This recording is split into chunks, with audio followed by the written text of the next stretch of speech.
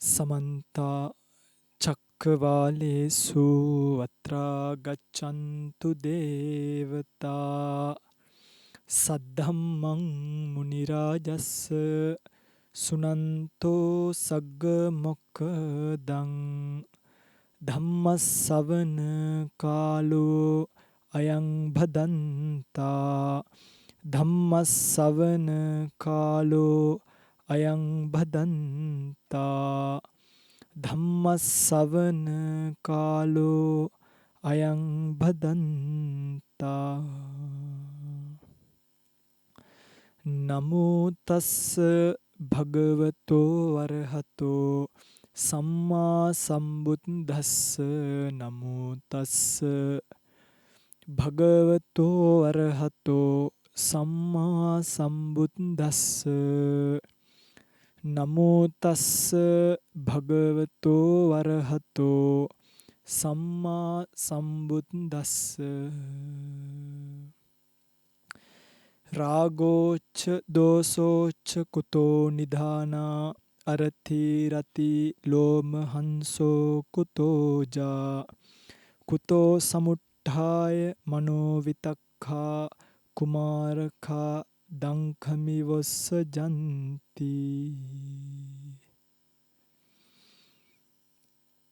සද්ධර්ම ශ්‍රවණාබිලාෂී ගුණබර වාසනාවන්ත පින්වත්නි, අද දවසේ මේ පින්වුතුන් කවුරුත් සූදානම් වන්නේ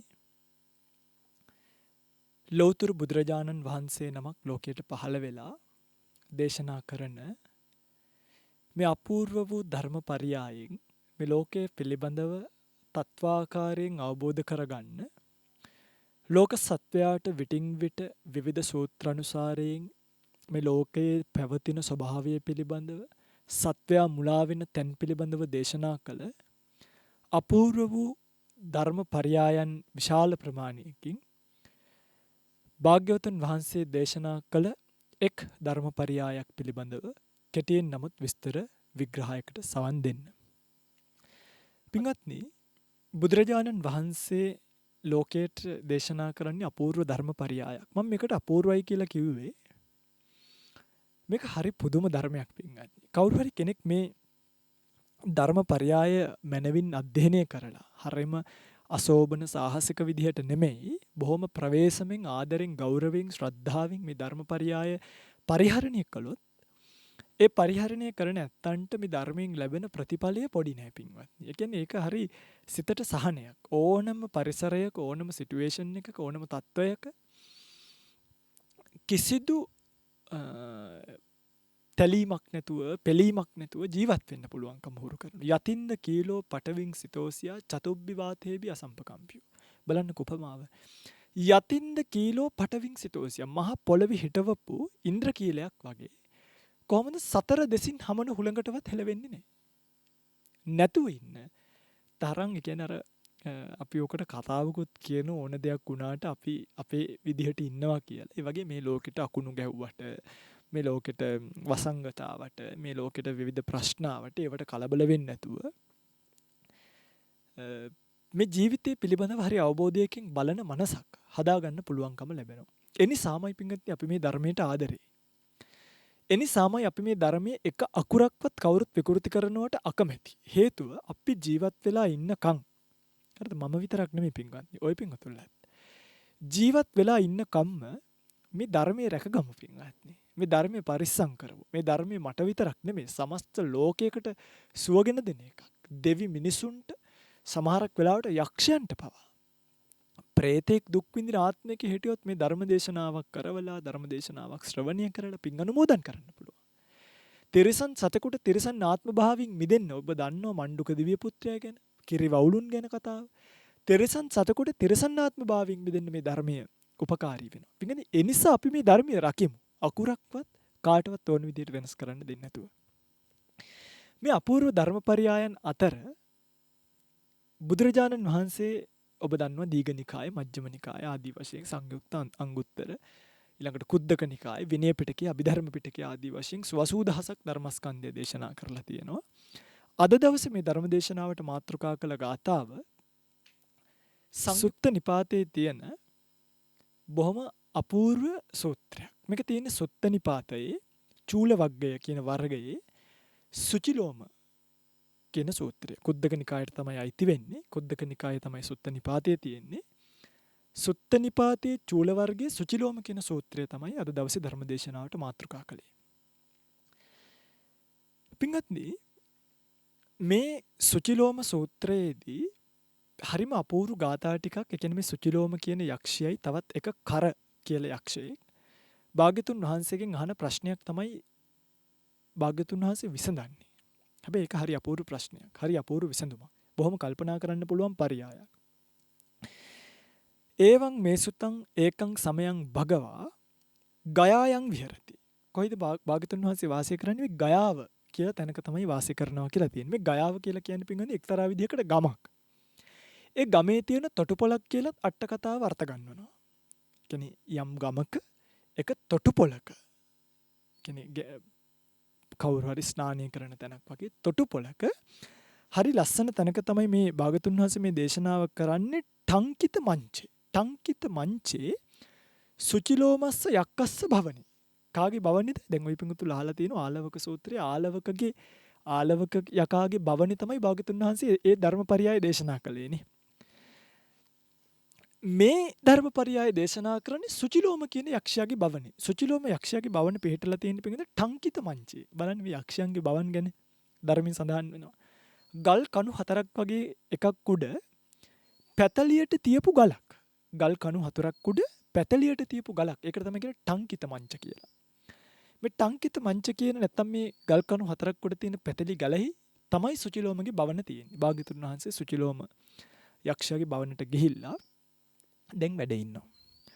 සුචිලෝම යක්ෂයත් කර කියන යක්ෂයත් මේ යක්ෂයෝ දෙදෙනා භාග්‍යතුන් වහන්සේව දැකලා භාග්‍යතුන් වහන්සේ ළඟට යනවා. පිටින් මේ යක්ෂයෝ දෙන්නගෙත් හරි ලස්සන කතාවක් තියෙනවා අට කතාවේ. මේ එක යක්ෂයෙක් කර කියන යක්ෂයා යක්ෂාත්ම භාවයේ ලබන්නේ සිහිපත් කරනවා පෙර ආත්ම භාවයක මේ සංඝයා සතු තෙලක්. සංඝයාට අයිති කියන්නේ භික්ෂුන් වහන්සේ නමක් පරිහරණය කරපු සංඝයා සතු තෙල් එකක් අහන්නේ නැතුව අරගෙන ගා ගන්නවා.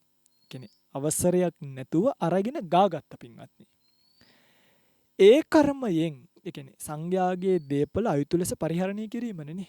අර අවසරයක් දීලා තිබ්බනම් ඒක ගැටලුවක් වෙන එකක් නෑ. නමුත් සංඝයාගේ පොදු දීපල අපි හිතන්නේ ගරු භාණ්ඩ කියලා කියන්නේ. ගරු භාණ්ඩ වගේ දේවල් නම් හැම පරිහරණය කරන්නත් බෑ. යම් විදියකින් හෝ ඔය වගේ පුංචි දෙයක් තෙල් වගේ දෙයක් අවසරයක් ඇතුව පරිහරණය කරන එක වෙනයි. අවසරයක් නැතුව පරිහරණය කරනකොට මේ කර්ම විපාකයට මුහුණ දෙන්න වෙයි. ඉතින් ඔය පිංගුතුල්ල ස්වාමීන් වහන්සේලාව නිතර ඇසුරු කරනවා. ඔය පිංගුතුල්ල පන්සල නිතර ඇසුරු කරනවා. ඔය පිංගුතුල්ල නිතර නේද දන් පින්කම් කරන්න යනවා. ඉතින් දැන් සමහරක් වෙලාවට ස්වාමීන් වහන්සේලාගේ පාවහන් පව සමහරු නේද පන්සලට වෙලා අපේ සෙරුප්පුත් අරන් යනවා සමහරක් වෙලාවට. අපේ කියලා කියන්නේ අපි ඔය කැලෑවේ මේ කටු වැයෙනවට නිදි කුඹ කටු වැයෙනවට ආරණ්‍ය ඇතුළේ සමහරක් වෙලාවට පළඳින යම් පාවහන් දෙකක් හෝ තියෙනවා නම් ඒවත් සමහරක් වෙලාවට අරන් යනවා මේ ගී පිංගුතුල්ල ආවහම. හරිද?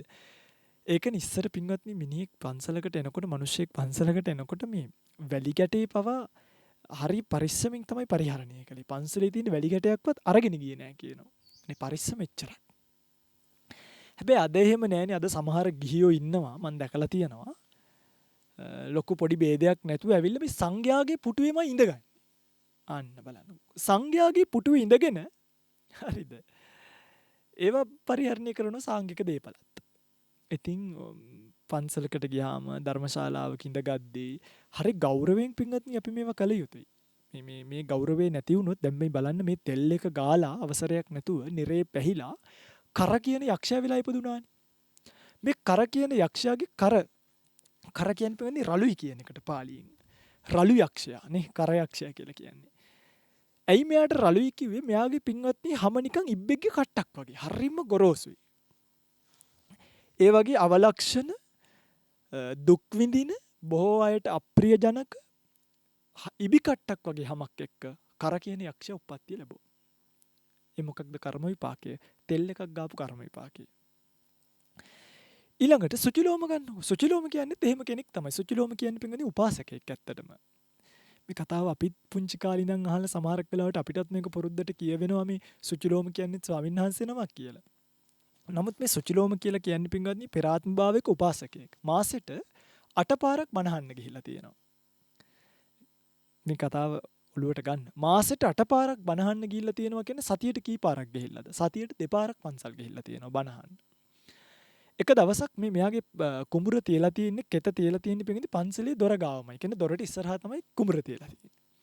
මෙයා මේ කුඹුරේ ඉද්දී ධම්මස්සවන කාලෝ අයං බදන්තා කියලා මේ ධර්මය දේශනා කරන්න කාලයට කතා කරද්දී මෙයා කල්පනා කරලා තිනවා මේ ගෙදර ගිහිල්ලා නාල කරලා පන්සලට ගියොත් අපිට මොකක් වෙයිද මේ ගෙදර කරලා නාර කරලා ගියොත් බණහන්න බැරි වෙයි කියලා කල්පනා කරා.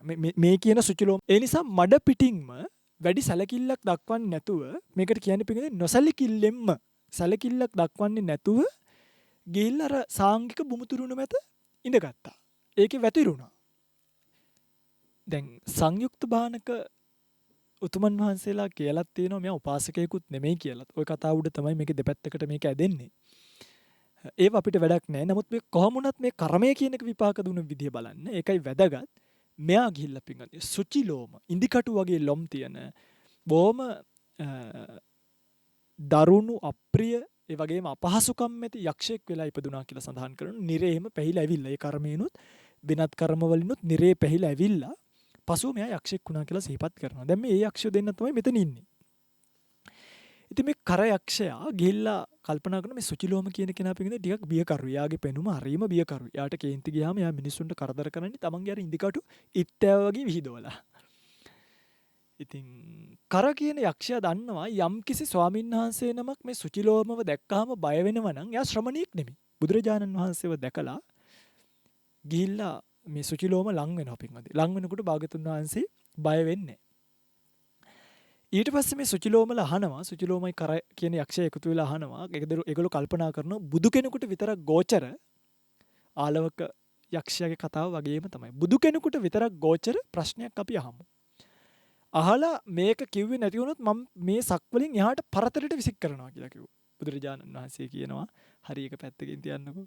මම සුචිලෝම මාව විසික් කරන්න පුළුවන් කෙනෙක් මගේ හදවත පලාගෙන ලේ බොන්න පුළුවන් කෙනෙක් මේ තුන් ලෝකේම දකින්නේ මාරය සහිත දෙවියන් සහිත ලෝකේ බ්‍රහ්මයන් සහිත ලෝකේ. ඒ නිසා සුචිලෝම මේ ගැන කතාව පැත්තකින් තියන්න. අහන්න ඕනි ප්‍රශ්න අහන්න කියනවා. අහන්න ඕනි ප්‍රශ්න අහන්න කිව්වට පස්සේ සුචිලෝම අහන ප්‍රශ්නය තමයි මම ධර්මදේශනාවට මාතෘකා කළේ. රාගෝච්ච දෝසෝච්ච කුතෝ නිදාන. රාගයටත් දෝසෝච්ච ඒ කියන්නේ ද්වේෂයටත් කුතෝ නිදාන. කුමක්ද පදනම කියලා අහනවා. මොකක්ද මේකට හේතුව? මේකේ නිදානිය මොකක්ද? මේකේ පසුබිම මොකක්ද කියලා අහනවා. රාගයටත් ද්වේෂයටත් පසුබිමයි මේ අහන්නේ. අරති රති ලෝම හංසෝ කුතෝජා. පින්වත්නි මේ ප්‍රශ්න ටික හරිය වටිනවා. බලන්න මේ අරති රති ලෝම හංසෝ කුතෝජා. ප්‍රශ්න මෙතන පහක් තියෙනවා. රාගයට හේතුව මොකක්ද? ද්වේෂයට හේතුව මොකක්ද?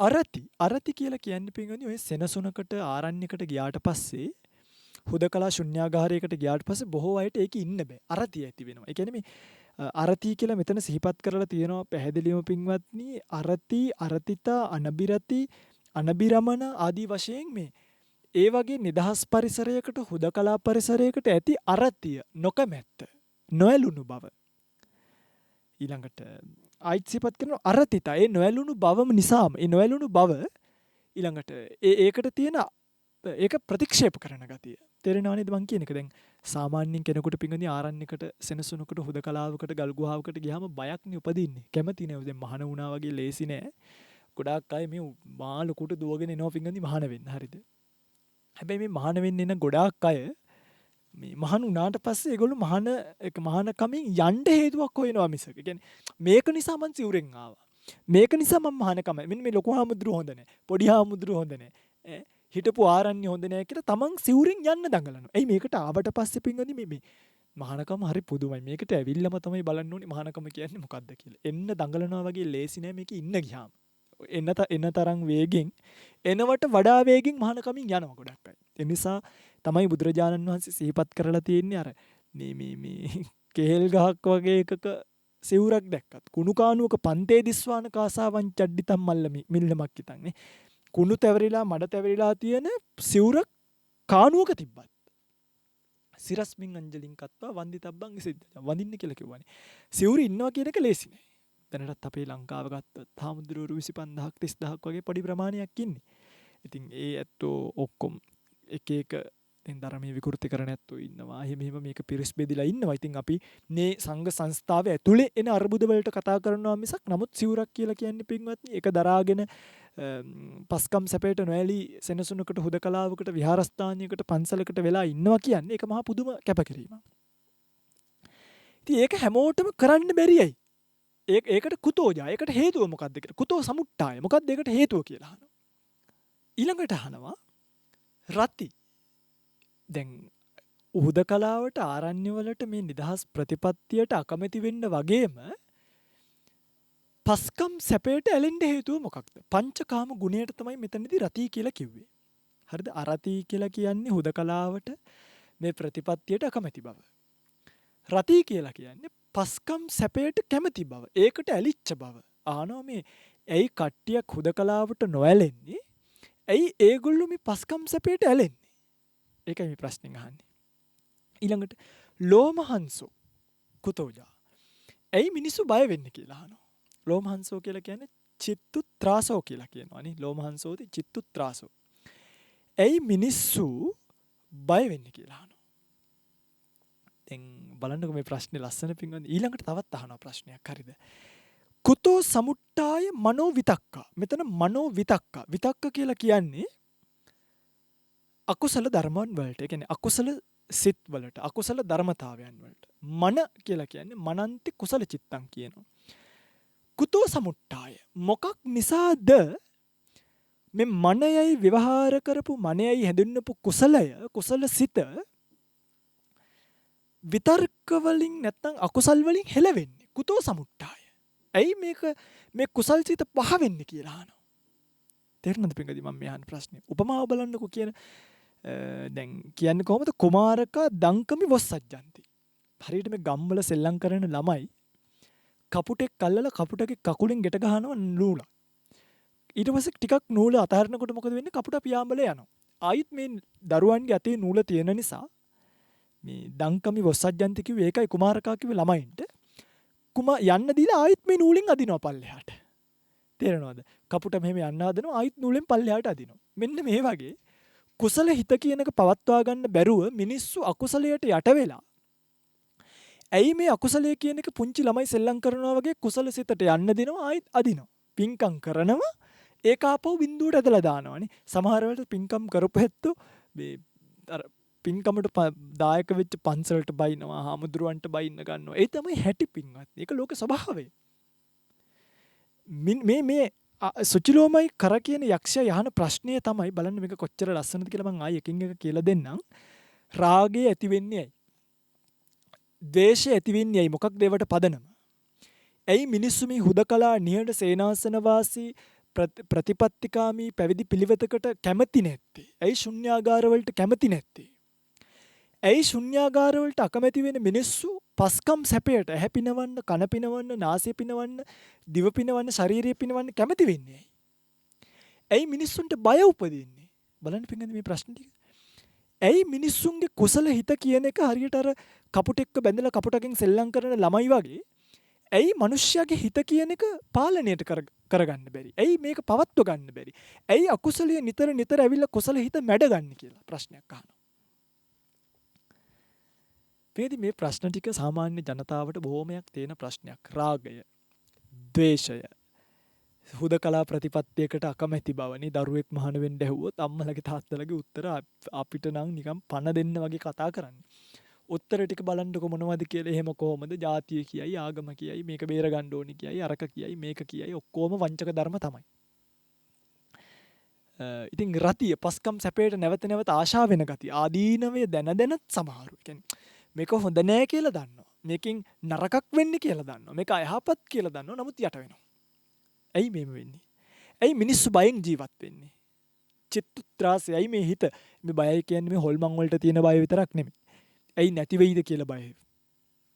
නේද? මේක මේ විදියට පවතින්නේ නැති වෙයිද කියලා බය. චිත්තුත්‍රාසය කියන්නේ හදවතේ ගැස්මනේ. හදවතේ ත්‍රාසයනේ. හදවතේ බයෙන් ස්පන්දනීය වීමනේ.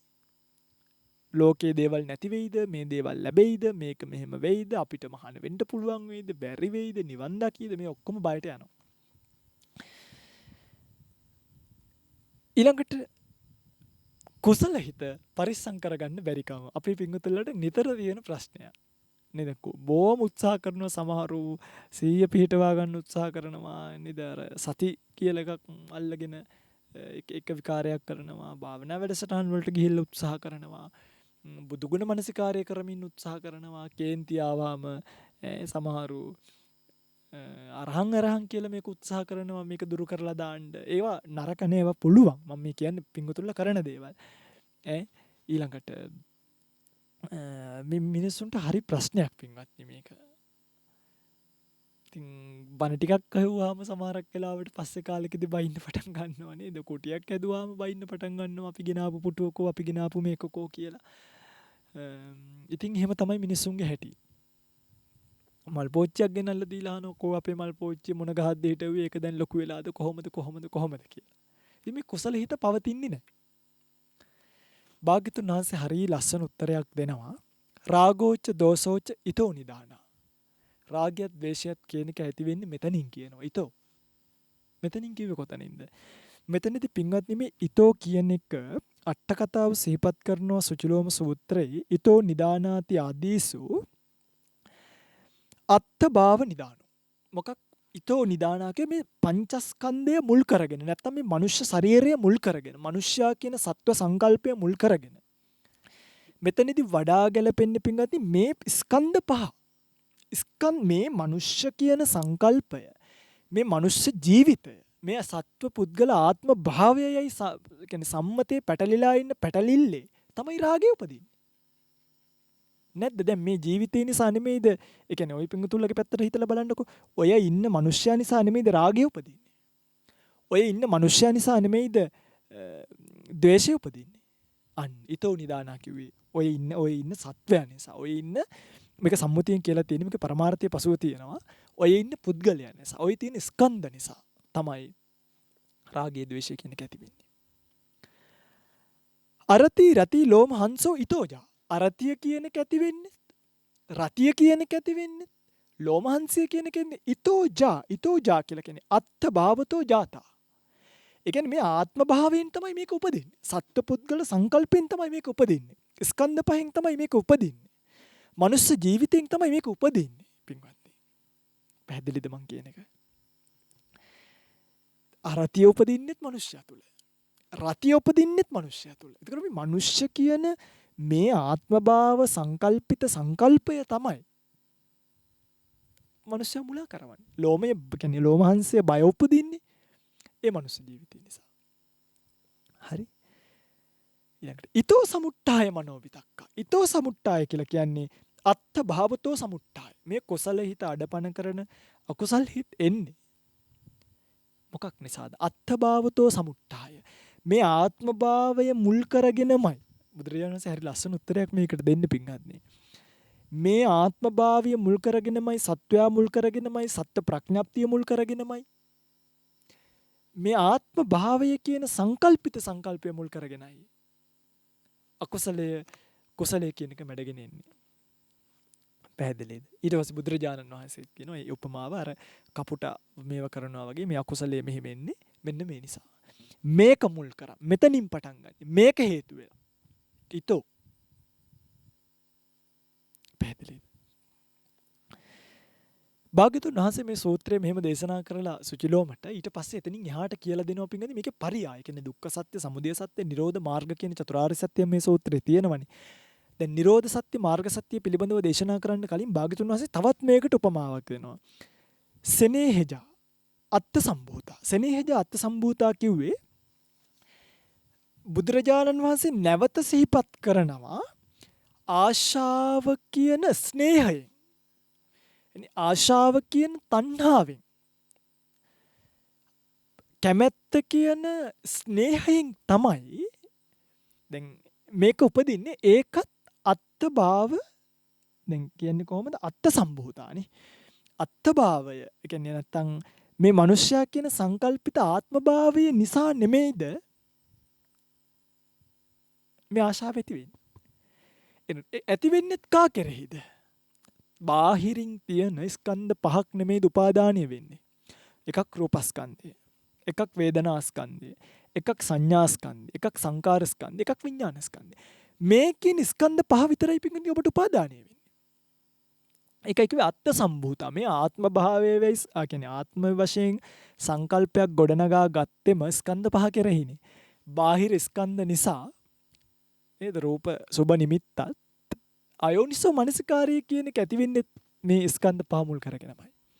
මේ ආත්ම භාවයන් නිසා තමයි මෙතන ආශාව කියන තණ්හාවෙන් මේ දේවල් උපදින්නේ. බුදුරජාණන් වහන්සේ සිහිපත් කරනවා.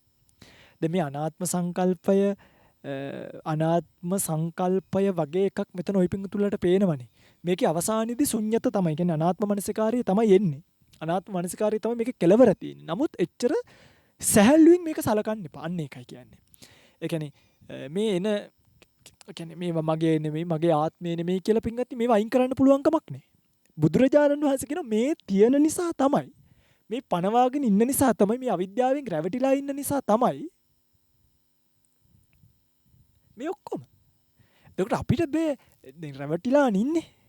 ඒතර අපිට බෑ කියන්න එනකොට තවත් රැවටීමක් කරගන්න මේ මගේ නෙමෙයි, මගේ ආත්මය නෙමෙයි, මං කල්පනා කළා නෙමෙයි. මොකද මේ මම කල්පනා කළා නෙමෙයි. මම කියන සංකල්පය නිසා. මම කල්පනා කළා නෙමෙයි කියන එක එහාට තියෙන එකක්. කල්පනා කළා නෙමෙයි. කවුද කල්පනා කළා නෙමෙයි? මම කල්පනා කළා නෙමෙයි කියන තැන. මම කියන තැනමයි පින්වත්නි මේ පිළිකාව තියෙන්නේ. ඒතර මම කල්පනා කළා නෙමෙයි කියලා බේරෙන්න බෑ. මම කියන එක ඔබට හිතුණානේ. මම හිතුවේ නෑ කිව්වට මම කියලා එකක් තියෙන මගේ වසඟේ නෑ. වසඟේ නැති කතාව වෙනම කතාව. මගේ කියන සංකල්පය ඔබට තියෙනවනේ. පැහැදිලිද මං කියන එක?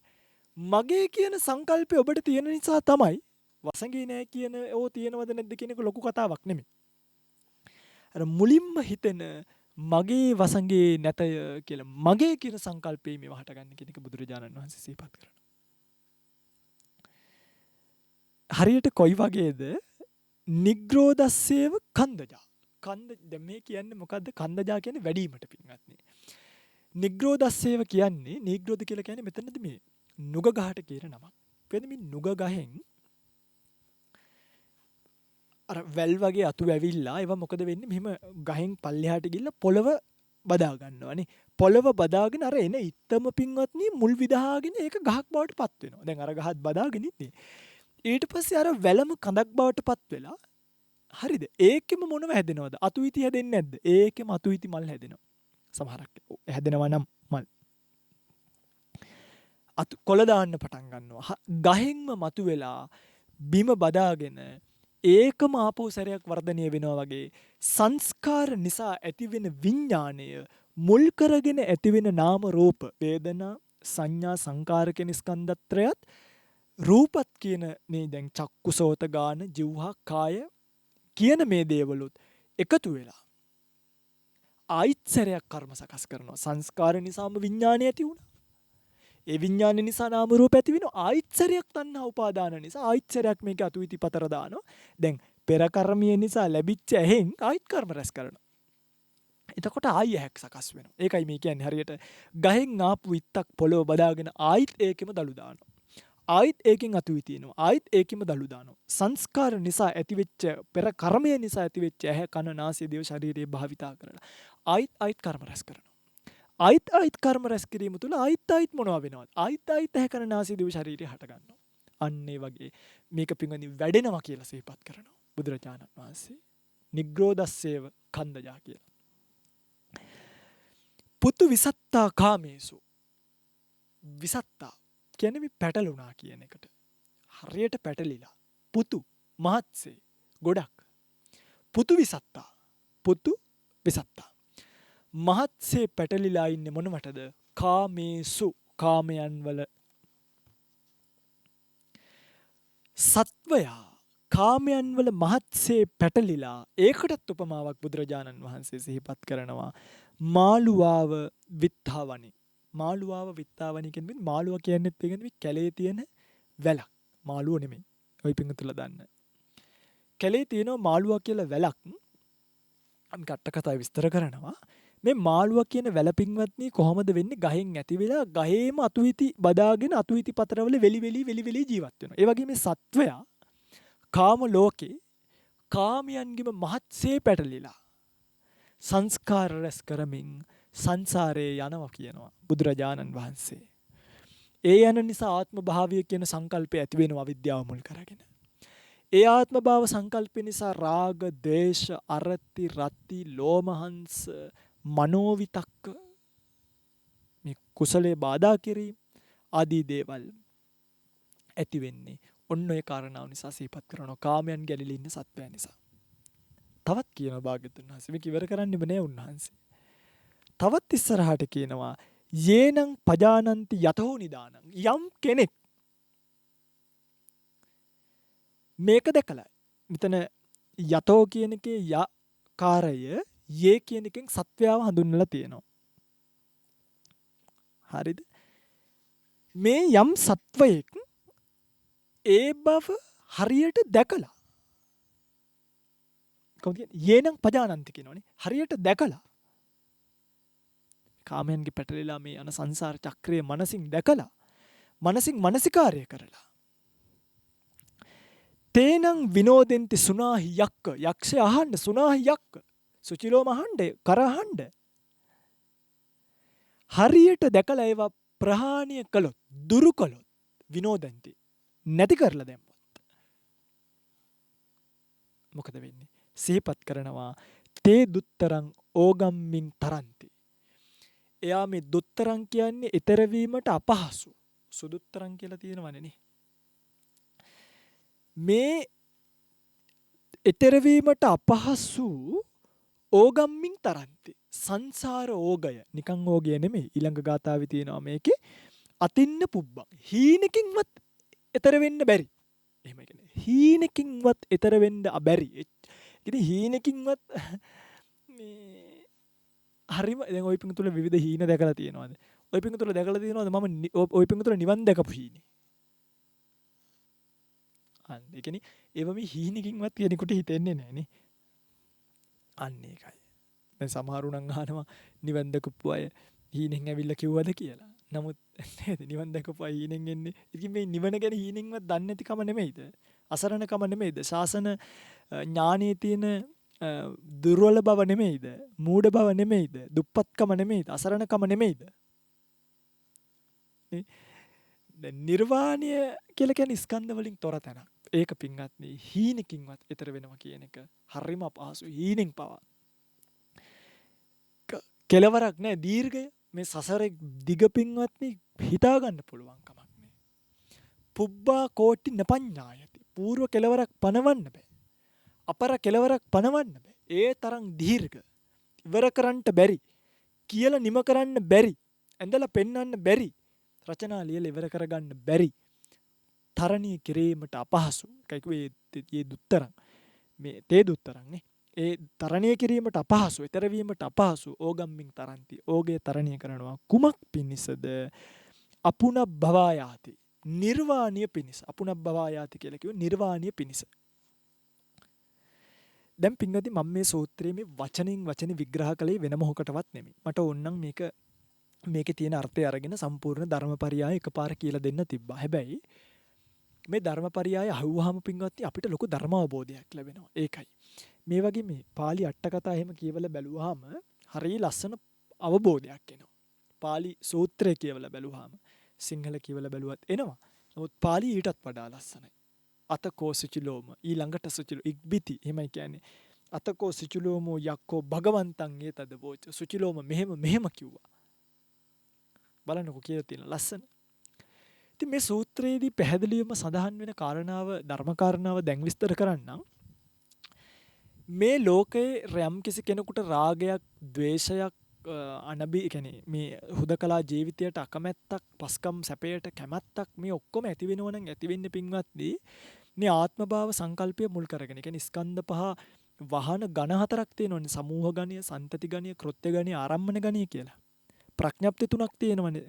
සමූහ ප්‍රඥප්තිය, සංස්ථාන ප්‍රඥප්තිය, සන්තති ප්‍රඥප්තිය කියලා. මෙන්න මේ ප්‍රඥප්ති තුනෙන් ඝන හතරෙන් ලෝකයේ පින්වත්නි අපිට වහන ඇත්ත නිසා ස්කන්ධවල වෙන් වශයෙන් මේ ඇති වෙන කෘත්‍ය තේරුම් ගන්න බැරිකම නිසා රූපයයි වේදනාවයි සංඥාවයි සංකාරයි ඔක්කොම එකට ෆෘට් සලාඩ් එකක් වගේ කවලම් කරගෙන රූපයේ මම ඇතය මම රූපයේ ඇතය එතන මේ රූපයක් ඇතය කිය ඒසෝ හමස්මි කිය පැටලිලා වේදනාවයි රූපය එකක් කියලා අරගෙන මට තමයි මේ රිදෙන්නේ කියලා අරගෙන වේදනාව කියන්නේ වෙනම ස්කන්ධයක් මේ ලෝකේ පවතින. ඒක රූපය මුල් කරගෙන රූපය පදනම් කරගෙන පවතිනවා. එක්තරා විදිහට මේ පංචවෝකාර භාවය නැත්නම් මේ රූප වේදනා සංඥා සංකාර විඥාන කියන ස්කන්ධ පහ පවතින භවයේ තවත් තැනක දැන් අරූපී තලයක් ගන්නවා. එතන රූපේ නැහැ. හැබැයි අනිත් ස්කන්ධ හතර පවතිනවා.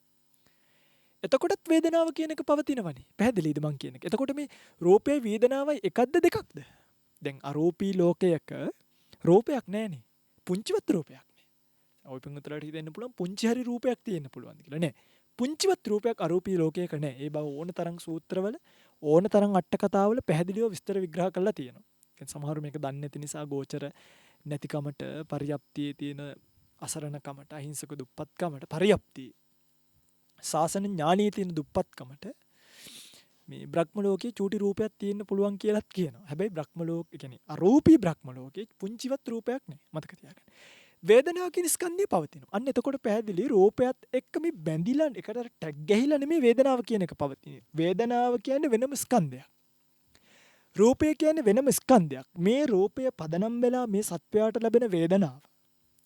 මේ රූපය පදනම් වෙලා දැනට මේ සත්වයා ලෝකේ හඳුනාගෙන ඉන්න සංඥා. නේ දැන් කොහේ ඒවත් නැති කුණු ගොඩවල් පින්වත් යාර ඔන්න දැන් කාර් සේල් එකකට යනවා. කාර් එකක් ගන්නවා. ඒ කාර් එක කලින් එතන තියෙද්දි අපිට කිසිම රිදිල්ලක් නැහැ. ගෙනාවට පස්සේ රිදෙන්නත් බෑනේ. එයි අර වෙනමම බාහිරක තිබ්බ එකක් සංඥාවක් දාලා මේ රූප වේදනා සංඥා සංකාරිකින ස්කන්ධ ගොඩට මගේ වාහනයයි කියලා පින්වත්නි අමුතු සංඥාවක් දාලා ගොඩනගා ගන්න. තේරුණාද මං කියන එක? අන්න දැන් මේක දැනිල්ල බලන්න පින්වත්නි ඔය පින්වතුල හොඳට බලන්න. මේක සාමාන්‍යයෙන් ඉතින් ස්කන්ධ පරිහරණය කරන අයට දැනෙනවා. ඔය පින්වතුලගේ වාහනේ මම නිකන් උදාහරණයක්. නිකන් යට වදින වාහනයක් කියලා හිතන්න. යට වදින වාහනයකින් යනකොට යට හොඳ ගලක චරාස් ගාල ඇතිල්ලිලා ගියොත් ඔය පින්වතුන්ලට දැනෙන්නේ වාහනේ වැදුනා වගේද නිකන් හිත හීරුණා වගේ. නිකන් දැන් මම අපි ඉතින් දැකලා තියෙන උන්තර මේ තමන්ගේ අතපය හීරුණා වගේ තමන්ගේ මොලේ හීරුණා වගේ තමන්ගේ හිත හීරුණා වගේ නිකන් ඇඟ කිලිපොලා යනවා සමහර වෙලාවට. ඇයි මේ සංඥාවේ වරදවා ගැනීම. තප්පරයකට හරි සංඥාව වැරදුනොත් අර වාහනේ යට වදින්නේ. අපි නිකන් මේ අපේ හිත කවුරු හරි කෙනෙක් ගලකට හීරුවා වගේ තමයි දැනෙන්නේ. ඔබට තේරෙනවද?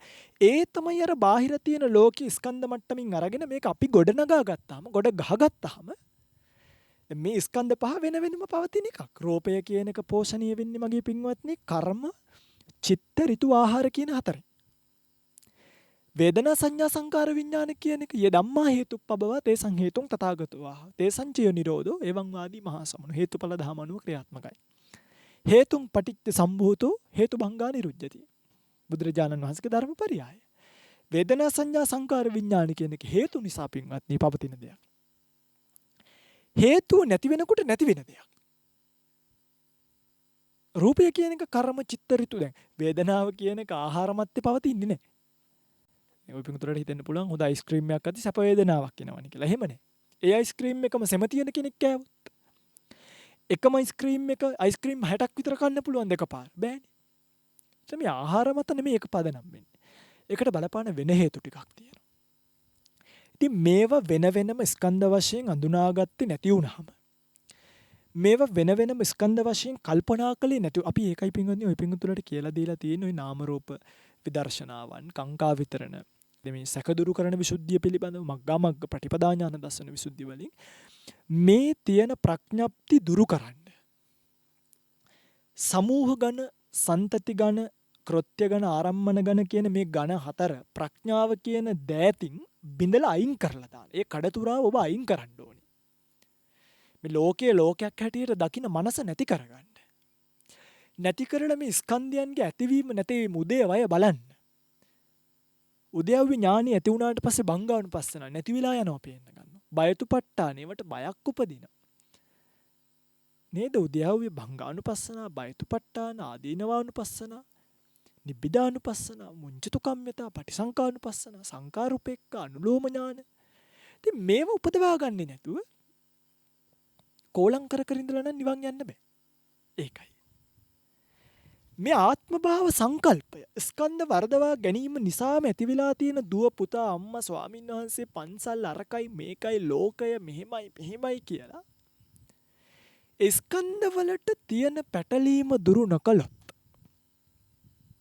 ඒ තාක්ම ඔබට මේ සසරෙන් එතර වෙන්න පුළුවන් කමක් නැහැ. අන්න ඒකයි කිව්වේ අත්ථ භාව නිදානෝ අත්ථ භාවතෝ ජාතා අත්ථ භාවතෝ සමුට්ඨාය. මේ ආත්ම භාවය කියන වැරදි සංකල්පය නිදාන කරගෙනමයි. මේ ආත්ම භාවය කියන වැරදි සංකල්පයෙන් ඉපදිලාමයි. සමුට්ඨාය මේ ආත්ම භාවය කියන වැරදි සංකල්පය හේතු වෙලාමයි මනුෂ්‍ය විද්‍යාවෙන් ලෝකෙට මුලා වෙන්නේ. ඉතින් ඔබට නිවන් දකින්න ඕන නම් මොකක් කරන්න ඕනේද? මේ ආත්ම භාවයයි සංකල්පිත සංකල්පය දුරු කරලා දාන්න. ඔය පිංගුතුලා මේ අතීතයට ගිහිල්ලා අර රජ්ජුරුව හිටියද මේ රජ්ජුරුව හිටියද මානව වර්ගය පැවතිෙන්නේ වානරයාගෙන්ද අරකින්ද මේකෙන්ද කියලා හොය හොය ඉන්න එපා. තේරුමක් නැහැ. ඒක අවිද්‍යාවෙම එක පැතිකඩක්. ඒකයි දෙතිස් කතාවලට සම්ප්‍රප්පලාප වලට ඔය කතා දාලා තියෙන්නේ. ඒව සම්ප්‍රප්පලාපයක් ධර්ම මාර්ගයේ වෘද්ධියටපත් වෙන්න හේතුවක් නෙමෙයි. වංශ කබල් ගගා ඉන්නා වගේ වැඩ. ඇති වැඩක් නෑ මිනිස්සු කම්මැලි වෙනවා. මම මේ කියන්නේ පුරා විද්‍යාව හොයන්න එපා. මේ රටේ ඉතිහාසය මේව කරගන්න එපා. ඒව දුරු කරගන්න කියලා නෙමෙයි. අනවශ්‍ය තැන් වලට කාලය යොමු කරන්න එපා. ඒකයි ඔබට යන්න වෙන ගමනක් තියෙනවා. ඒ ගමන යන්න. ස්කන්ධ පිළිබඳව අනිත්‍ය දකින්න. ස්කන්ධ පිළිබඳව සමූහ කියන්නේ මේ රූප වේදනා සංඥා සංකාර විඥාන කියන මේ ස්කන්ධ පහ එකතු වෙලා හැදිලා තියෙන මේ සමූහය රූප සමූහයන් වෙන් කරලා දකින්න ඥාන ශක්තිය ඔබ උපදවා ගන්න ඕනේ. තේරුණාද? ඒ වගේ තියෙන මේ පැවැත්ම ක්ෂණයක් පාසා රූපේ බිඳිලා යන හැටි. චිත්තක්ෂණ 17ක් පාසා රූපය බිඳිලා යන හැටි. චිත්තක්ෂණ එකක් පාසා බිඳිලා යන රූපය නෙමෙයි එකක් පාසා දුර්වල වෙනවා. නමුත් චිත්තක්ෂණ එකක් පාසා දිරලා යන්නේ සිත නැති වෙලා යන්නේ.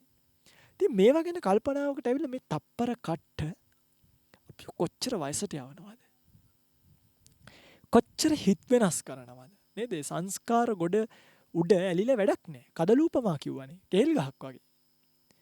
ඒවට මේ මුලා වෙලා වැඩක් නැහැ. ආදරය, කරුණාව, ලෙන්ගතුකම්, මෛත්‍රිය මේවා හැමදාම පවතින ඒවා නෙමෙයි. ඒවා පවතින්නේ ටික කාලයයි. ඒ කාලෙදී ඔබ සැනසීමෙන් ඉන්න. ඒක ප්‍රශ්නයක් නෙමෙයි. ඒකට අපිට ඉරිසියාවක් නෑ කිසිම. අපි වුණත් අපිට සුනකෙක් ඇවිල්ලා නැට්ටක් කරනොත් අපි යාට නේද අපි ආදියා බලනවා කතා කරනවා පුතේ කියලා. ඒක නෙමෙයි එපා කියලා නෙමෙයි මේ කියන්නේ. හැබැයි ඒ සංස්කාර ගොඩ අනිත් ඒ බල්ලම කන්න පුළුවන්. දැන් ගෙදර හදන බල්ලෝ ගෙදර අයිතිකාරයව කාලා නැද්ද? අන්න බලන්නකො කනවනේ. අන්න ඒ වගේ ගෙදර හදන බල්ලා ගෙදර අයිතිකාරයව කන්න පුළුවන් වගේ. ගෙදර හදන අනිත් අයත් ගෙදර අයිතිකාරයව කන්න පුළුවන්. ගෙදර වටපිටාවෙන් ගොඩනගා ගන්න ආදරය සෙනෙහස ලිංගතුකම් කරුණා මෛත්‍රී ගුණ ධර්ම යහපත් සත්පුරුෂ සේවනයන් ඔක්කොම ෂණ මාත්‍රෙන් දුර වෙලා යන්න පුළුවන්. ඉතින් මේවා දැනගත්තේ නැත්තම් ඔබ මේ ලෝකෙට මුලා වෙනවනේ. ආයිත් සැරයක් මේ පෙර කර්මය නිසා ලැබිච්ච ඇහැ කන නාසය දිව ශරීරය භාවිතා කරලා ආයිත් සැරයක් ඇහැයි කනයි නාසය දිව ශරීරය හදාගන්න ගමනක් නෙමෙයිද ඔය දැන් යන්නේ ඔය පිංගුතුල්ලා. හොඳට කල්පනා කරලා හිතලා බලන්න. ආයිත් සැරයක් අම්මාය තාත්තාය පුතාය දුවය අපි ආදරය කරන්න ඕනේ ආදරෙන් ඉන්න ඕනේ යුතුයකම් කරන්න ඕනේ වගකීම් ඇතය ලෝකේ ගොඩන ගන්න ඕනේ ජාතිය ගොඩන ගන්න ඕනේ මෙහෙමයි කියලා ආයිත් සැරයක් මේ කර්ම රැස් කිරීමක් නෙමෙයිද කරන්නේ ඇහැක් ලබා ගන්න. ආයිත් සැරයක් කර්ම රැස් කිරීමක් නෙමෙයිද ඔබට විභාගය කොහොමද ලොකු වෙන්නේ? භාවනාවට වඩා. ඔබට කොහොමද ජීවිතය ලොකු වෙන්නේ? ශාසනයට වඩා. ඔබට කොහොමද නිවනට වඩා පන්තිය ලොකු වෙන්නේ? ඔබට කොහොමද පොය දවසට විහාරස්ථානයට ගිහලා බණ ටිකක් අහනවට වඩා ගෙදර මකුළු දැල් කඩන එක ලොකු වෙන්නේ? ඔබට කොහොමද දසශීලී විකාල භෝජනාවට වැඩි කේක් කෑල්ලක් ලොකු වෙන්නේ? කොහොමද ඒක ලොකු වෙන්නේ? ඒක ලොකු වෙන්න විදියක් නැහැ. ඒ නිසා මේ ස්කන්ධ පිළිබඳව පින්වත්නි තියෙන වරදවා ගැනීම නිසා අන්න ඒකයි කිව්වේ මේ මනෝ විතක්ක මේ කුසලයේ නැති කරලා අකුසලයේ මතු කරලා ගන්නෙත් මේ ආත්මභාවීය වැරදි හැඟීමනේ. මේ කුණු වෙන ගඳ ගහන ශරීර දැකලා ලස්සනයි සුවයි සුන්දරයි මధుරයි ගෙදර ගේන්න ඕනේ අරකයි මේකයි මෙහෙමයි කියලා රැවට්ටුවේ කවුද? මොන සංකල්පයද? අම්මලා තාත්තලා නෙමෙයි රැවට්ටුවේ පින්වත්නි. ඒක රැවට්ටුවේ මේ ආත්මභාවයත් එක්ක බැඳලා තියෙන ඔබේ වැරද්ද. මේක ඔබ දුරු කරගත යුත්තේ ඔබ ගාවින්මයි. මේ සංකල්පමය වරදක් තියෙන. ඒක නිකුවේ නිවන ඇත්තේ බඹයක් විතර වූ ඔබේ ශරීරය තුලේ. ධර්මයේ තියෙන නිවන පිළිබඳව මේ ගන්න පුළුවන් ශ්‍රොතමය මාත්‍රයක් විතරයි. ඒ ධර්මය අහලා ඒක අවබෝධ කර ගැනීම තියෙන ඔබ තුල. එක එක්කෙනාගේ සංසාර ජීවිතයේ සත්‍තිස් බෝධිපාක්ෂික ධර්මයන් වැඩිලා තියෙනවනම්, ඉන්ද්‍රිය ධර්ම වැඩිලා තියෙනවනම්, කළ පින් නැතිනම් ස්කන්ධ පිළිබඳව කල්පනා කළාම ඒක වැටහෙනවා නම් ඔවුන්ට මේ ජීවිතෙන් ඈතර වීමේ හැකියාව ලැබෙනවා. ඉතින් ඒ නිසා මේ සූත්‍ර දේශනාව බලන්න සංයුක්ත සුත්ත නිපාතයේ තියෙන සූත්‍ර දේශනාවක් සුචිලෝම සූත්‍රේ චූල වර්ගයේ තියෙන්නේ. ඉතින් මේ සූත්‍ර දේශනාවේ හරිය ලස්සනට මේක එකින් එක විස්තර කරලා විග්‍රහ කරලා දීලා තියෙනවා. බැලුවට පස්සේ ඔබට මේ වචනෙන් වචනේ මේ ධර්මදේශනාවත් එක්ක ඔබට තේරෙයි භාග්‍යතුන් වහන්සේගේ ත්‍රිපිටකයේ ඇතුලේ තියෙන මේ ගාථාවල තියෙන අර්ථය මොකක්ද කියන එක. දැන් පින්ගනි බලන්න මේ අර්ථය කොහිද තියෙන්නේ කියලා අට කතාවෙනේ මේක විස්තර කරලා තියෙන්නේ. නැත්තම් මේ මොකක්ද අහලා තියෙන්නේ කියලාවත් මේ ගාථාව කියුවට පින්වත්නි කෙනෙක්ට තේරෙන්නේ නැහැ. ඒ සමුට්ටාය මනෝවිතක්කා කියවම අපි හිතන්නේ මේ මනෝවිතර්ක ගැන තමයි කියන්නේ කියලා. නෑ. මෙතන මන කියලා කිව්වේ සිතට, කුසල හිතට. අන්න විතර්ක කියලා කිව්වේ අකුසල හිත වලට. කාම සිතවිලි, ව්‍යාපාද සිතවිලි, විහිංසා සිතවිලි ආදී සිතවිලි වලට. එතකොට දැන් මේක බලලා අට කතාව අතහැරියොත්, ටීකාව අතහැරියොත්, මේ පූර්වාචාරින් වහන්සේලාගේ මත මහරහත් උතුමන් වහන්සේලාගේ අර්ථ විවරණය අතහැරියොත් සමහරව සාහස කළ සතාරිනවනේ. ඒක විතරක් නෙමෙයි ත්‍රිපිටකෙත් අතාරින්නේ. උද්දක නිකාය පස්සේ කියනවා, අභිධර්මයේ පස්සේ කියනවා, විනය පස්සේ කියනවා. ඒගොල්ලෝ හරි දුප්පත් බිඟුනේ. ඒගොල්ලන්ට 80000ක් ධර්මස්කන්ධේ නෑ. 18 ධර්මස්කන්ධේ තියෙන්නේ. බුද්ධ ශාසනයේ 4න් එකක් විතර ලැබිලා තියෙන්නේ. තර්ක කර ඉන්නවා. එහෙන් පිටින්ම අර කේක් එකක් කන්න තියෙනවා. ඒ කේක් එක ඔතල තියෙන ෂීට් කෑල්ලක් විතරක් ලෙව කාලා කේක් කෑවා කියලා හිතන් ඉන්නවා. නමුත් අභිධර්මයේ බලන්න. ඔක බැලුවයි කියලා ඔය පිටු තුල ළමින්ට හානියක් වෙන්නේ නැහැ. අභිධර්මයේ තුල කිසිම ධර්ම විරෝධී විකෘති දෙයක් නැහැ. ඒක භාගතුන් වහන්සේගෙන් ප්‍රබව වෙච්ච දේශනාව. සාරිපුත්ත මහරහතන් වහන්සේලා දරාගෙන ලෝකෙට ඉතුරු කරපු. දැන් මේවත් දැන් ඔය පිටුතුල්ලා දන්නවද සමූහ ගණය මොකක්ද? සන්තති ගණය මොකක්ද? ඈ මේ කෘත්‍ය ගණය මොකක්ද? ආරම්මන ගණය මොකක්ද කියලා. දන්නේ නැත්නම් මතක තියාගන්න. ඒවා කඩන්න ඥාණය ඔබට කඩුව මුහත් කරගන්න වෙන්නේ පරමාර්ථ ධර්ම සුරු කරගෙන. අන්න ඒකයි කිව්වේ. මේ පරමාර්ථ ධර්ම නැත්නම් අභිධර්මය විශේෂයෙන්ම පින්වත්නි හරිම ලොකු තෙවුණු කෙනෙක් තාම සූක්ෂම ධර්මඥානයක් දෙනවා මේ ස්කන්ධ සහිත ලෝකයේ මුලාව දුරු කරන්න. තේරුණාද? ප්‍රඥාව කියන එක අනිවාර්යයි. නිකන් බුදුරජාණන් වහන්සේ නමක් පවා සංසාර ජීවිතයේදී බෝසත් කාලේ පාරමී පුරලා ධර්මයේ පුරුදු කරලා ධර්මයේ බලලා ප්‍රඥා වර්ධනය කරගෙන ශුන්්‍යත විමෝක්ෂයෙන් බුද්ධත්වයට පත් වෙනවයි කියලා කියන්නේ ඒකනේ. බුදුරජාණන් වහන්සේලා අනාත්මය මුල් කරගෙන මේ ස්කන්ධ ලෝකයේ ඇති නිස්සාර බව මුල් කරගෙන ආත්ම භාවයක් නැති බව මුල් කරගෙන නිර්වාණයට ළඟා වෙන්නේ ඒකයි. ඉතින් ඒ නිසා අද දවසේ මේ කාරණා ටික ඔළුවට අරගෙන මේ සූත්‍ර දේශනාවත් අධ්‍යයනය කරලා මේ ලෝකය ආත්ම භාවය කියන සංකල්පයෙන් නිසා ඇති වෙලා තියෙන මේ වැරදි දුරු කරගන්න ස්කන්ධ පහ පිළිබඳව නිවැරදි මනසිකාරයක යෙදෙන්න පින්බර ආරාධනා කරමින් මේ ධර්ම දේශනාවෙන් රැස්වුණු ධර්මඥානීය වගේම තවත් මේ සූත්‍ර ධර්ම අභිධර්ම කාරණා පිළිබඳව ලියවිච්ච වැදගත් පොත්. නිකන් ලපටි ලාමක අර්ථ දක්වලා තියෙන පොත් නෙමෙයි. මේ බෝබ් අපි දන්නවා රේරුකානේ නායක ස්වාමීන් වහන්සේ ලියපු පොත් පෙළක්ම තියෙනවා. බොහොම කාලයක් කියවන්න පුළුවන්. බොහොම පිරිසිදු පොත් පෙළක්. අට කතාව තියෙනවා. ත්‍රිපිටකයේ තියෙනවා. ත්‍රිපිටකෙත් සිංහල පරිවර්තනය දැන් තියෙනවනේ පින්වත්නි.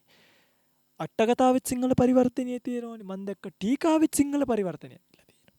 ඉතින් මේ ඔක්කොගෙම සිංහල පරිවර්තනය තියෙනවා. පාලි උනත් ඉගෙන ගන්නවා නම් එච්චර අමාරුවක් නෑ ටිකක් උත්සාහ කරොත්. ඉතින් ඒ පොත් කියවන්න විශේෂයෙන්ම පෙළ අටුවාව ටීකාව වෙනත් බාහිර පොත් පරිහරණය කරනවා නම් දැනට ඔබට සිහිපත් කරන්න තියෙන එකම පොත් රේරුකාණේ නායක ස්වාමීන් වහන්සේගේ පොත්. වෙන කිසිම ලපටි අර්ථ ඇති පොත් නම් කියවන්න එපා. මොළය මොට වෙනවා. ඥානය මොට වෙනවා. ඒකයි වෙන්නේ. තියුණු කරගත යුතු ඥානය බුද්ධ ශාසනයක් තියෙන පිංගනේ ඥානය තියුණු කරගන්නද ඥානය මොට කරගන්නද? අමාරුයි කියලා අතහැරලා සරල දෙයට යන්න එපා. සරල තැන ඉඳන් අමාරු දෙයට අත තියන්න. ඒ කියන්නේ ඔබට මේ ශාසනය ලැබුණේ ඥානය තියුණු කරගන්න.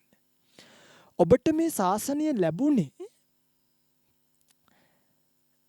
ඥානය වැඩි කරගන්න. ඥානං උදපාදේ. ඥානය අඩු කරගන්න නෙමෙයි දැන්. තියෙන දැනුමත් නැති වෙනවද? දැන් සමහර දොස්තර මහත්තුරු, ඉංජිනේරු මහත්තුරු දැන් කොච්චර මොලේ තියනවද? ගිහිල්ලා පාලි ටික ඉගෙන ගන්නේ මේ මිනිස්සුන්ට භාෂා කතා කරන්න පුළුවන් 3-4ක්. තව මේ පාලි ටික ඉගෙනගෙන පාලි ත්‍රිපිටකය කියවනවා විනෝට ඒකට කම්මැලිකමට තියෙන ඥානයත් මොට කරගෙන මේ සරල පරිවර්තන අරෝමේවා කියවමින් ජීවිතේ නිකන් අගහදයකට. පිටින් මේ බණ කියන්නේ ඔය පිංගුතුලට නිවන් දකින්න. එනිසා මේ කියන බණ ටිකෙන් මේ ඔය පිංගුතුල හිතන්න පාරයට බයින්න මෙයාට බැන්න මෙයා එහෙම එකක් නෙමෙයි. ඔබේ ඥානෙ ඥානං උදපාදි. ඥානෙ වැඩි කරගන්නේ කොහොමද? ඥානෙ උපදවා ගන්නේ කොහොමද? විඥා උදපාදි. ප්‍රඥාව මේ මෝහය කියන එක දුරු කරලා දාන්න සංසාර ජීවිතේ කාමරාග, රූපරාග, අරූපරාග එකක් නෙමෙයිනේ පින්වත්නි. එකක්ද මේ දුරු කරන්න තියෙන්නේ. කෙලස් 1500ක්. ඒ ආසන්න ප්‍රමාණයක්. දුරු කරන්න යන ගමනේ මේ ඔබේ ඥාණය අවදි කරගන්න කියන්නේ වෙන මොකටවත් නෙවෙයි. එනිසා ඒ ආරාධනාව මෙත්සිතින් කරමින් ධර්ම දේශනාව අවසන් කරනවා. හැම දිනෙකටම ප්‍රාර්ථනා කරනවා අද දවසේ මේ රැස් කරගන්නට යෙදුණු ධර්මඥානයෙන් ප්‍රාර්ථනීය බෝධියකින් උතුම් නිර්වාණය සුවසේම අවබෝධ වේවා. මේ කුසල් ඊට පාරමී වේවා කියලා කවුරුත් සාදු කියලා ප්‍රාර්ථනාවක් ඇති කරගන්න. වෙහෙර විහාර ගම්දනව වනසෙනසුන් ආරක්ෂා කරන අල්පේශාක්‍ය මහේශාක්‍ය සියලුම සම්‍යක් දෘෂ්ටික දෙවි දේවතාවුන් වහන්සේලා මෙපින් අනුමෝදන් කරගනිත්වා. දෙව්ලොව සැනසෙත්වා. දෙවියන්ද ප්‍රාර්ථනීය බෝධියකින් උතුම් නිවනින් නිවේවා කියලා කවුරුත් සාදු කියලා ප්‍රාර්ථනාවක් ඇති කරගන්න. අවසාන වශයෙන් දෙවියන්ට පින් අනුමෝදන් කරමු. ගාථා කියමින් දෙවියන්ට පින් දෙන්න. ආකාසට්ටා ච බුම්මට්ඨා දේවා නාග මහිද්దికා පුඤ්ඤන්තං අනුමෝදිත්වා චිරං රක්칸තු ශාසනං. ආකාසට්ටා ච බුම්මට්ඨා දේවා නාග මහිද්దికා පුඤ්ඤන්තං අනුමෝදිත්වා චිරං රක්칸තු දේශනං. ආකාසට්ටා ච බුම්මට්ඨා දේවා නාග මහිද්దికා පුඤ්ඤන්තං අනුමෝදිත්වා චිරං රක්칸තු මං පරන්ති.